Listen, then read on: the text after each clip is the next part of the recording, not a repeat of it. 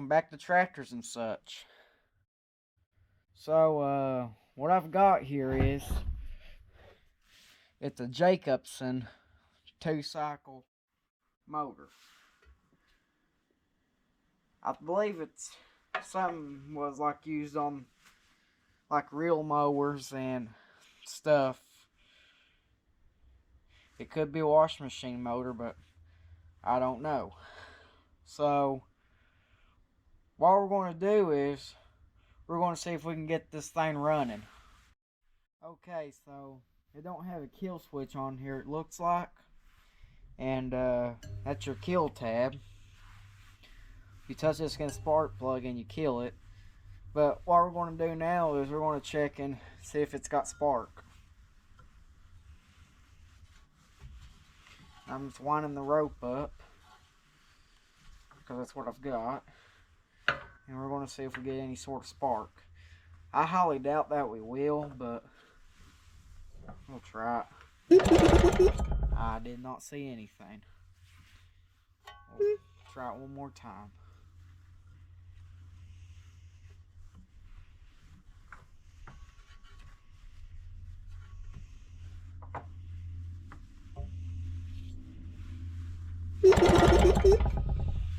I did not see anything again.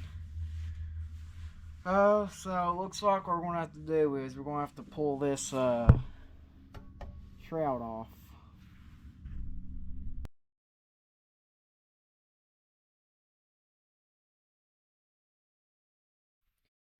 Okay, so I've got the flywheel, which is the fan cover, not the flywheel, the fan cover off. And also, what I've got to do now is, I got to take this off, which all I'm going to use is a hammer and this. I'm going to, there we go, it's turning. There we go. It's turning.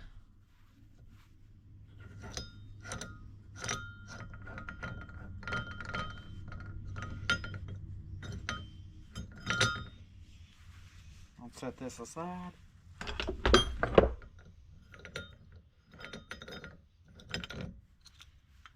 So, that's good. I got that off.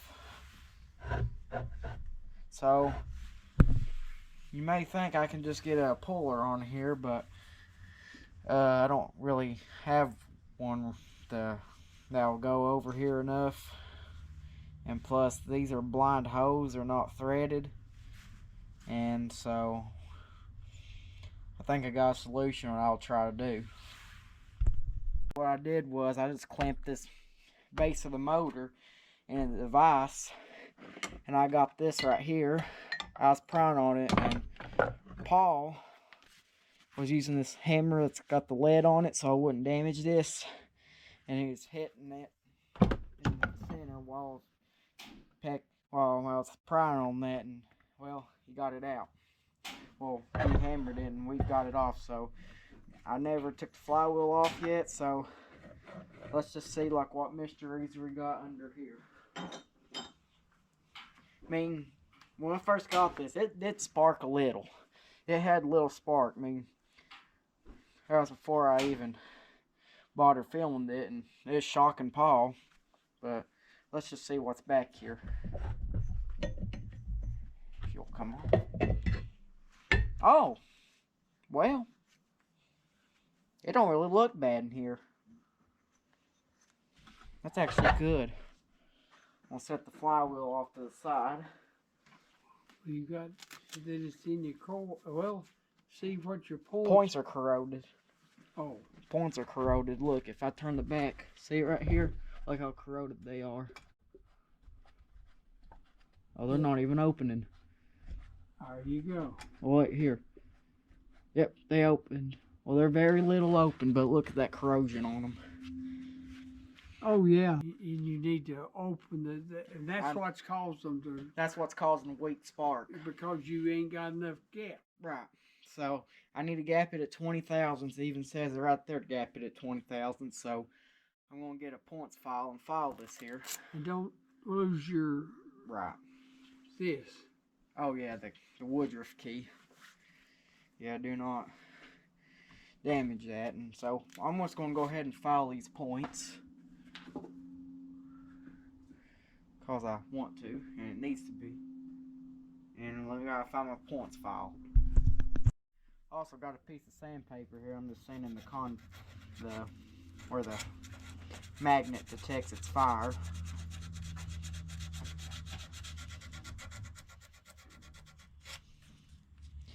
I believe this to be a 1950.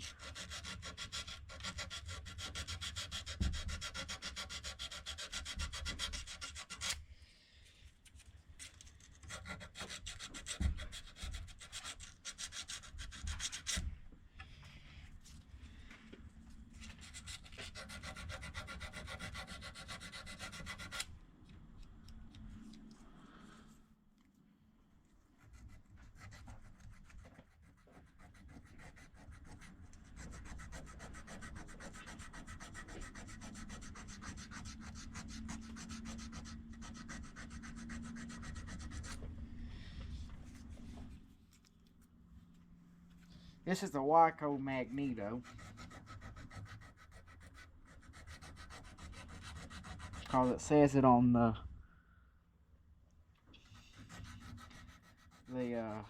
frame thingy on right down here.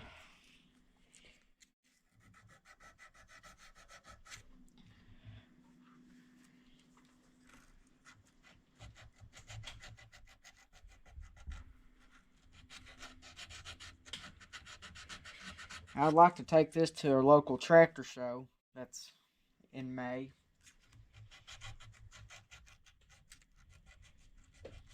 Over just at the park.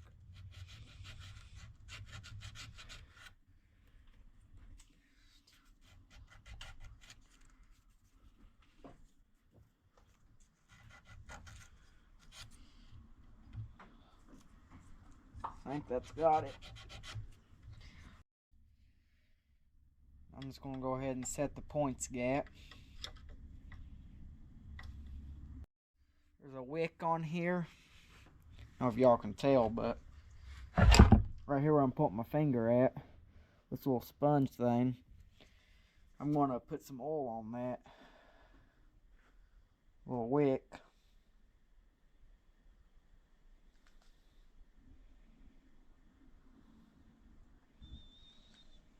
Because what that'll do is, what that wick does, it keeps oil in it for, it keeps on lubricating it. That lubricates your points lobe.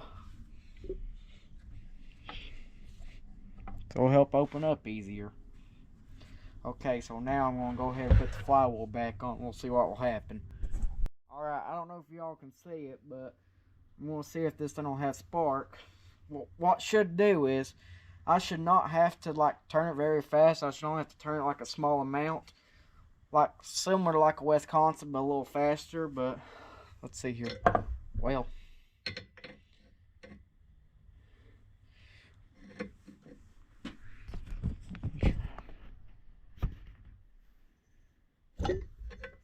You won't have to hold it. Yep. Do it again.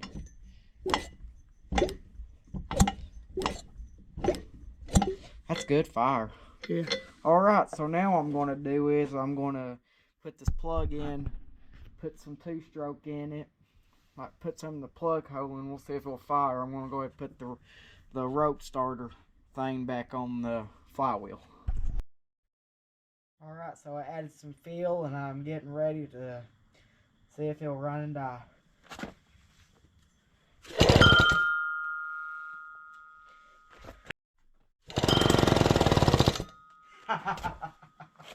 It'll run. Okay, so good. That means this thing will run. And, well, as you probably seen, I done had the gas tank off everything. I did that just so I could, at the time, because I was using the hammer to pop this flywheel off. And I didn't really want to damage the linkages or anything because you had a governor flap right here, and I've got all the parts in a box here. And yeah, so I guess I'll go ahead and take this carburetor off. So I'm gonna go ahead and do that here.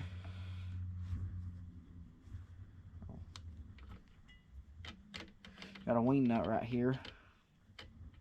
This is an oil bath air cleaner.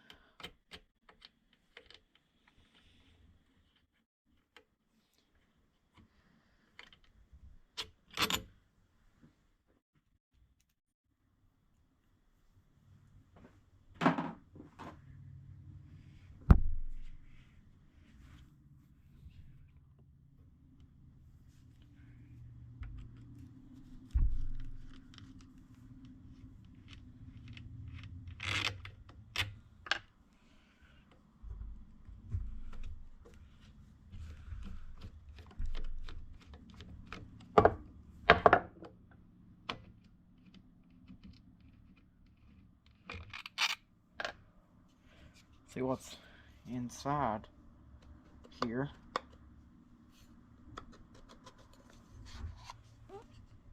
See, this is plastic, and I'm surprised it ain't really brittle or anything.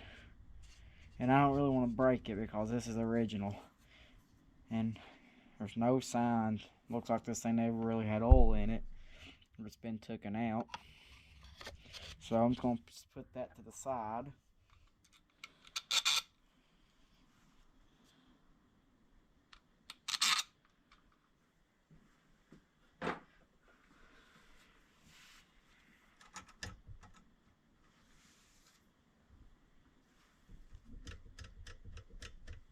Interesting.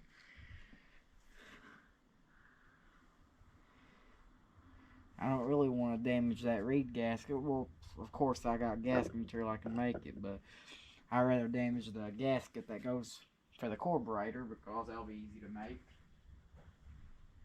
So, let me get let me try a half. It's probably not even a half, it's probably a 7 whip.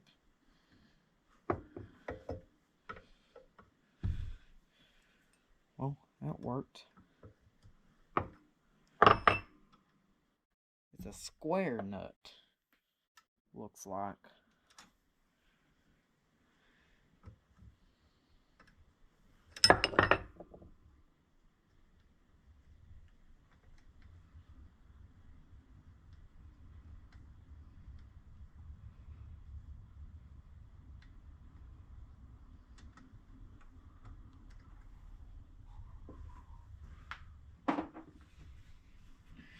It looks like there's another one over here.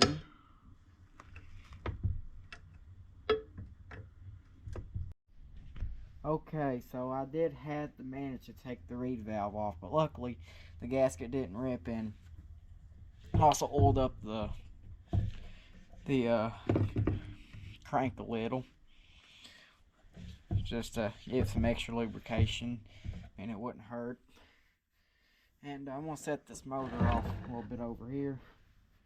I got the carburetor here, and I guess I want to give it some carb cleaning. Okay, so I've got this cleaned out the best as I can for now. And I didn't have some carb clean, so I just used some starting fluid. And it worked for now, at least. So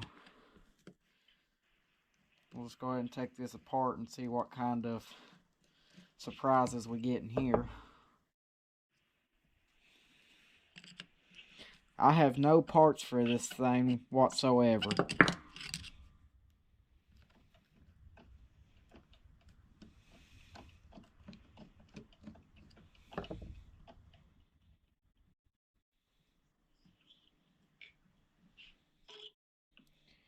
If you hear noises in the background, I'm on the phone with Dad.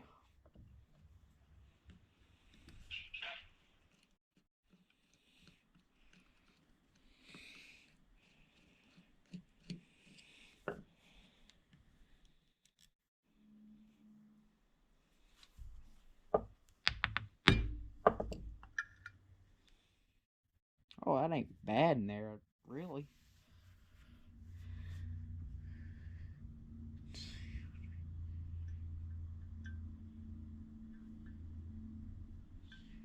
Here's your float.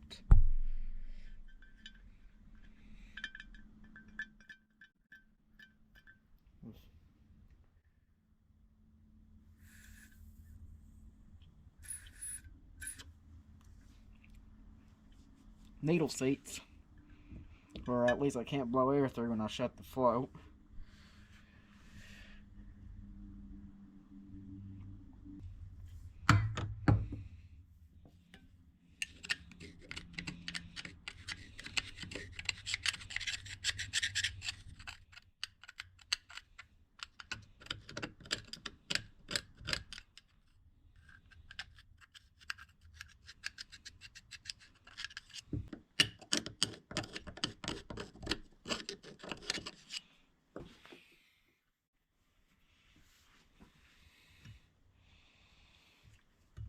See what the jet looks like.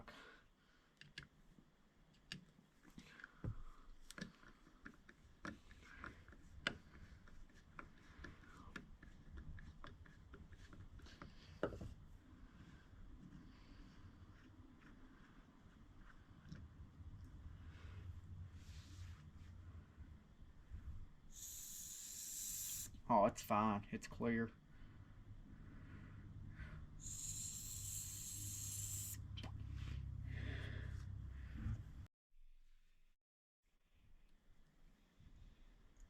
This is a Tillotson carburetor.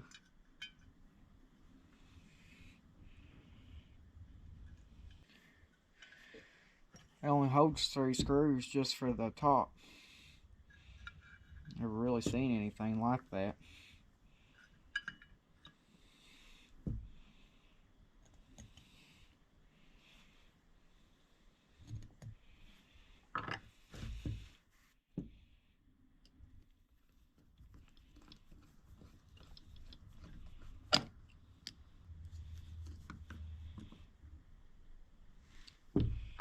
Okay, that's this. I got the carburetor on the reed valve assembly. Okay, so I'm now going to put my air vane on my governor now.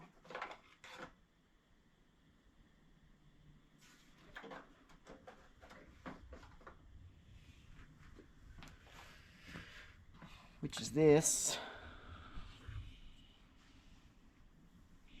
Just slides in. There's a little slot right here that, if you can see, this little slot.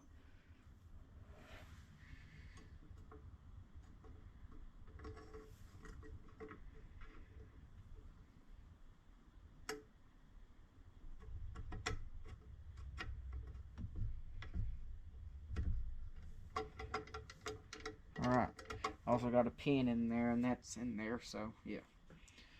Okay, so now I'm going to put the linkage on. Now I got to put the carburetor on.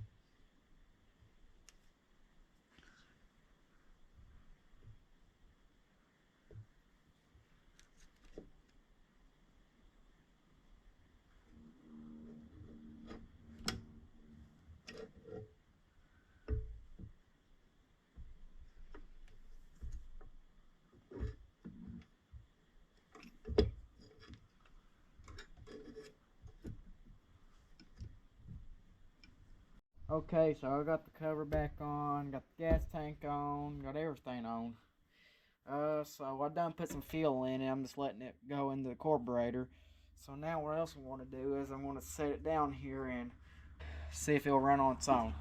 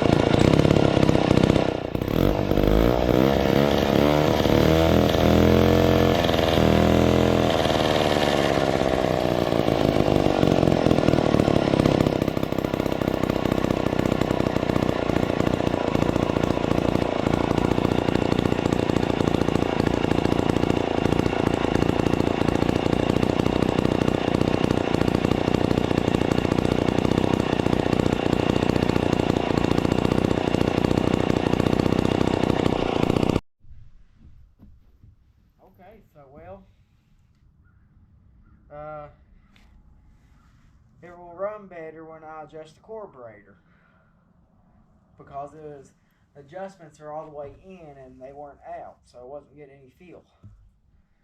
So after I adjusted it out a little, it'll run.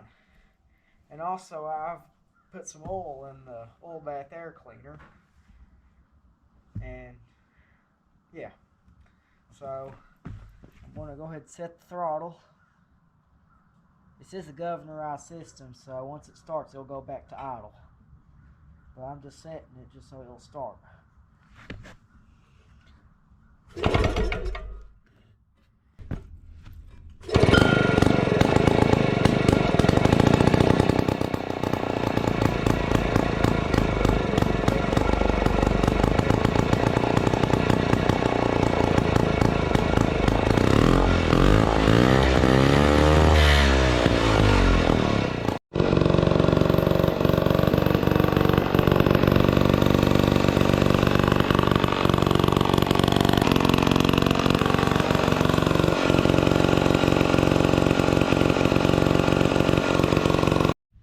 Okay, so well, I'm happy that I got this thing running,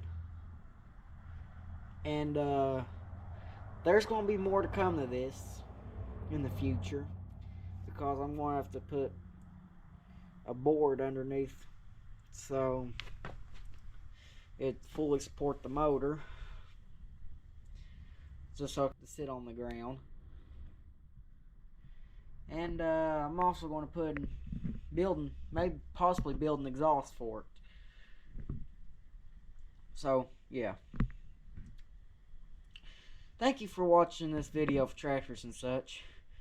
Please consider liking and subscribe. Now we'll go to Paul with a devotion. Thank you for watching Kay's video. Today's devotion is in Genesis chapter 5, beginning at verse 6. Genesis chapter 5, beginning at verse 6. And Seth lived 105 years and begot Emos. And Seth lived after he begot Emos 807 years and begot sons and daughters. And all the days of Seth were 912 years, and he died. Emos lived 90 years and begot Canaan. And Emos lived after he begot Canaan 815 years and begot sons and daughters. And all the days of Emos was 905 years, and he died. Canaan then lived 70 years and begot Methuselah, and Canaan lived after Methuselah 840 years and begot sons and daughters. And all the days of Canaan was 910 years, and he died. Thank you for watching Kate's video today. See you on the next posting.